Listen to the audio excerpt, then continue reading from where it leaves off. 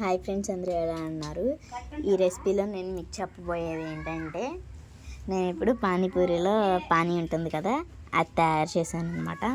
ఎలా అంటే పచ్చిమిరపకాయలు, పుదీనా, కొత్తిమీర కావాలి, వీటితో చేయొచ్చు.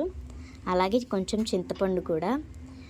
ముందుగా రోట్లో పచ్చిమిరపకాయలు, పుదీనా, కొత్తిమీర నలకొట్టేసుకోవాలి, పచ్చలాగా చేసుకోవాలి. ఆ తర్వాత విడిగా తీసేసుకొని దానిలో చింతపండు వేసుకోవాలన్నమాట.